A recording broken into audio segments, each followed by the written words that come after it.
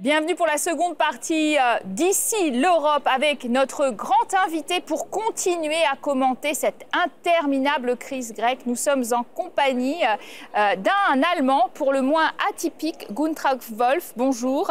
Bonjour. Vous êtes à la fois directeur de l'Institut bruxellois, le think tank Bruegel, très célèbre, mais aussi membre du Conseil d'analyse économique en France. Et à ce titre, vous n'êtes pas forcément très admiratif des derniers rebondissements de cette crise grecque et en particulier de l'attitude à la fois d'Angela Merkel, peut-être des Européens en général. On va en parler en détail. Dans un premier temps, on voudrait savoir comment vous qualifiez véritablement l'accord obtenu à la suite d'une très longue nuit de débat entre les 19 de la zone euro. Bon, tout d'abord, c'était une nuit trop longue, je trouve. Ça a duré jusqu'à 9 h le matin le lendemain.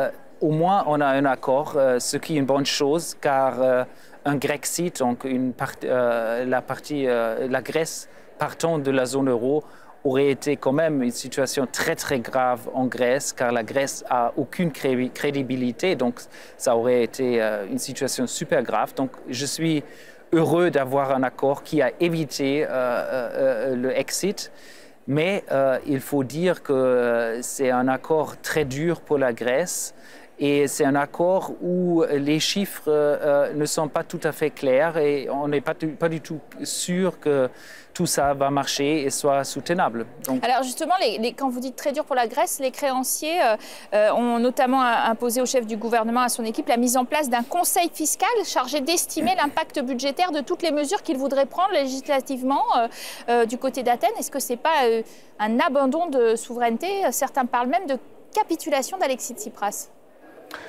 Oui, mais cet conseil, j'ai moins de problèmes avec ça. Il est toujours bien d'avoir un conseil qui donne de la transparence. Et certainement, la Grèce manquait de la transparence au niveau de qu'est-ce qu'ils font, finances publiques. Mais ce qui est dur, c'est l'ajustement budgétaire dans l'année prochaine. Ils veulent exiger de la Grèce quand même un ajustement de 2-3% dans 2-3 ans.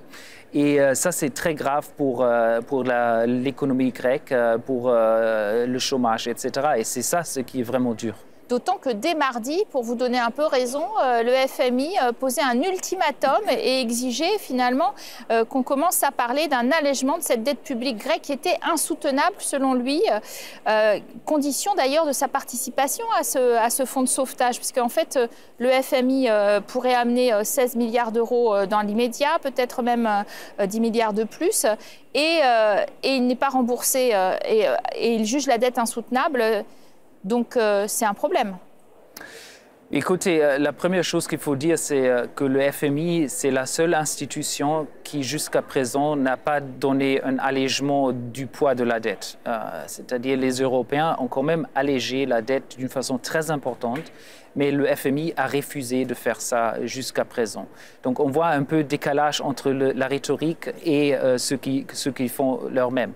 Ceci avoir dit, il est vrai que le poids de la dette grecque sera très lourd à partir de 2023, quand ils doivent commencer à la rembourser. Et ce que je propose, c'est quand même d'avoir une indexation, donc c'est-à-dire si la croissance est très bonne dans les 10 années qui viennent, il faut très peu d'allègement de la dette. Mais si la croissance est très faible, il faut un allègement de la dette. Et ça, comment organiser ça, c'est ça la grande question. Mais il faut trouver une solution, même si ce n'est pas compatible actuellement avec les traités.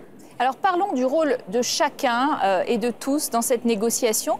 François Hollande estime qu'il s'est montré audacieux lors de la traditionnelle interview du 14 juillet dans le cas de la crise, de la crise grecque. Le Français s'est démené d'ailleurs avec pas mal de conseillers en coulisses pour faire aboutir un accord et aider les Grecs à rédiger leur copie pour éviter le Grexit. On revient tout de suite sur cette fameuse influence française. Des divergences que Paris et Berlin auront finalement réussi à surmonter. 6 mois de négociations tumultueuses pour s'efforcer de trouver un compromis sur le dossier grec. Avec ce lundi un accord à la clé et une coopération entre le couple franco-allemand mise à rude épreuve sur ce dossier, mais qualifiée de décisive. Je voulais souligner à quel point les relations franco-allemandes, exprimées par la chancelière Merkel, ont été déterminantes pour arriver à un compromis et à rassembler l'ensemble des Européens derrière l'accord de Bruxelles. Depuis le début de la crise, la France, seul pays à afficher clairement son soutien à la Grèce, a travaillé d'arrache-pied pour tenter de convaincre les autres dirigeants européens, et notamment l'Allemagne, partisane d'un éventuel Grexit. De son côté, François Hollande s'est toujours opposé à la sortie de la Grèce de la zone euro, quitte à afficher son désaccord avec Angela Merkel. L'Europe, quelques jours plus tôt divisée en 3 camps, s'affiche de nouveau réunie. Vous êtes admiratif des actions et de la rhétorique de François Hollande dans cette crise ? Mais écoutez, je crois pendant longtemps, on n'a pas vraiment trouvé une solution et finalement, c'était François Hollande qui a insisté qu'il faut éviter le Grexit. Et je crois la chancelière Angela Merkel, elle aussi, elle ne voulait pas vraiment un exit, car ça aurait quand même un défi de sa chancellerie. Donc je crois au niveau de l'Eurogroupe, au niveau des ministres des Finances, la majorité était en faveur d'expulser la Grèce de la zone euro. Mais les chefs d'État, grâce à François Hollande et Angela Merkel, ils ont évité le pire pour le moment. En même temps, il y a un peu la théorie du complot en France. Vous savez bien que François Hollande, effectivement, pensait que lui-même étant très mauvais élève de la classe européenne, puisque pour la 3e année consécutive, il n'arrive pas à tenir ses promesses en matière de déficit, eh bien, brandir la menace d'un Grexit pour les Allemands, c'était une façon de maintenir tout le monde dans un régime de terreur et d'orthodoxie toute germanique concernant l'euro. Non, mais je crois c'est certainement ça. C'était l'idée probablement du ministre de Finances allemand. Mais je crois on a quand même réalisé que la zone euro n'est pas stable basée sur la terreur et la peur. Il faut avoir des projets communs, il faut avoir une vision. Et je crois que les chefs d'État ont quand même compris qu'il ne faut pas baser tout ça sur la peur. Et pour la France, il me semble ce qui compte vraiment, c'est les réformes structurelles, les réformes qui aident la croissance. C'est ça ce qui compte vraiment. Pour être plus légitime aussi, pour pouvoir parler de façon plus légitime, vous dites... Alors justement, François Hollande, il a évoqué l'idée de créer à terme un parlement de la zone euro pour rendre cette méthode un peu plus démocratique, parce qu'on a senti beaucoup de réunions derrière des portes closes. C'est un peu l'Europe à la papa, hein, où on n'inclut pas les peuples, et ça commence à se ressentir beaucoup, non ? Oui, non, mais il me semble que c'est très intransparent, la façon comment on arrive à des décisions. C'est des nuits, des sommets, personne ne sait vraiment qu'est-ce qui est discuté. Il faut plus de transparence, plus de discussion au niveau européen et plus de légitimité qui vient du niveau européen et pas du niveau national. Donc je crois que c'est une bonne idée d'avoir une chambre du Parlement européen, une eurochambre si vous voulez. C'est une idée d'ailleurs qui a été proposée aussi par Wolfgang Schäuble et je crois que c'est une bonne idée. Ça augmentera la légitimité. Parce que là on est au Parlement européen traditionnel, ça peut se faire rapidement ? Je ne crois pas que ça peut se faire rapidement. On peut faire, disons, quelque chose ad hoc, mais quelque chose de stable, de vraiment légitime. Il faut un changement des traités. Alors, quelle image va laisser de son côté Angela Merkel dans cette négociation ? Parce qu'on a senti les Allemands très durs et réticents sur les principes. Je crois qu'Angela Merkel a essayé de sauver la situation, car en Allemagne, la pression sur le gouvernement était extrêmement forte. Après l'annonciation du référendum du côté grec, l'opinion publique en toute l'Allemagne était contre encore des négociations avec la Grèce. Et Angela Merkel, au bout du compte, a accepté d'avoir ces négociations et d'avoir un deal. Donc elle a pris une position très dure pour pouvoir avoir une majorité. Et ce qu'il faut faire maintenant, à mon avis, il faut démontrer d'être bénévolant, bénéficiant, c'est-à-dire proposer quelque chose au peuple grec dans les années qui viennent qui leur permettent d'être en fait généreux. L'Allemagne généreuse, elle est plus visible véritablement, et donc c'est un pays qui a le leadership de la zone euro et qui ne l'assume pas et qui en plus ne sait pas se montrer assez généreux. Je crois quand même qu'en termes d'image, Angela Merkel et l'Allemagne ont beaucoup souffert, non? Vous ne croyez pas dans le cœur des Européens? En termes d'image, ils ont beaucoup souffert. Il fallait être très dur maintenant pour sauver la majorité en Allemagne, mais maintenant il faut montrer qu'on peut être généreux pour améliorer l'image. Alors, quant à Alexis Tsipras, comment vous jugez son comportement? Il est particulièrement illisible politiquement. D'abord, il accepte un deal, un accord, plus dur que ce qu'il pouvait espérer précédemment, lorsqu'il a soumis un autre accord à son peuple qu'il a rejeté. Puis finalement, voilà, on se retrouve avec un autre genre d'accord, peut-être avec des annexes plus difficiles à remplir. Non, je crois que Syriza, Alexis Tsipras et surtout Varoufakis ont très mal géré cette crise depuis 6 mois. Ils n'ont pas essayé d'avoir un accord politique, ils ont essayé de forcer, basé sur la théorie des jeux, forcer un accord, mais ça ne pourrait pas marcher. Il fallait plutôt avoir une diplomatie de comprendre que tous les créanciers, d'ailleurs aussi la Slovaquie par exemple, ont leurs électorats qui sont très très opposés à des meilleures conditions, et trouver une solution politique, disons, plus conciliatoire. Et cette confrontation a vraiment causé beaucoup du mal à la Grèce.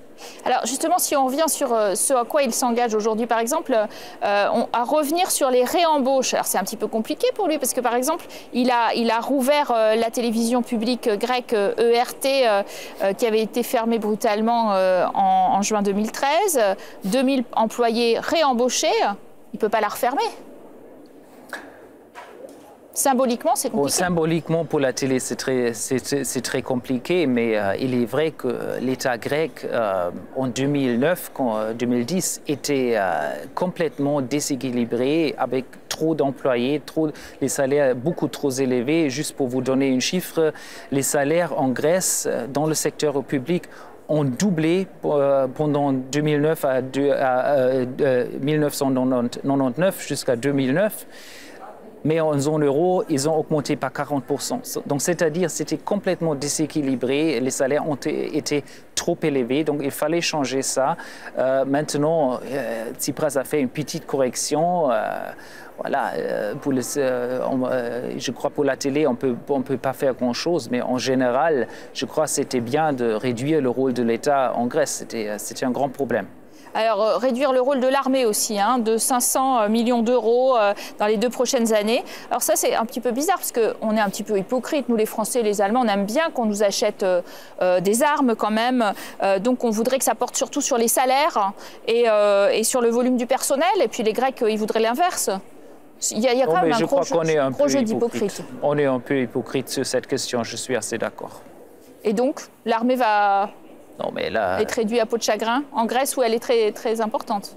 Ouais, avec l'histoire de Chypre, etc. Oui, je crois l'armée était un peu trop importante pour la Grèce, donc il fallait réduire ça, mais c'est vrai, on a bien profité de vendre les armes. Alors, cette crise grecque, elle a débuté en 2010, elle n'est toujours pas résolue, même très très loin, et après 5 ans d'assistance de la super troïka. Qu'est-ce qui s'est passé? C'était le programme le plus grand de l'histoire de l'assistance financière. C'était un échec jusqu'à présent. Cet échec sera avec nous pendant au moins encore 5 ans.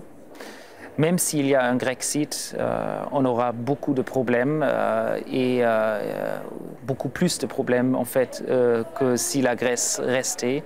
Mais même si la Grèce reste dans les années qui viennent, on aura encore beaucoup de sommets car les solutions ne sont pas encore trouvées.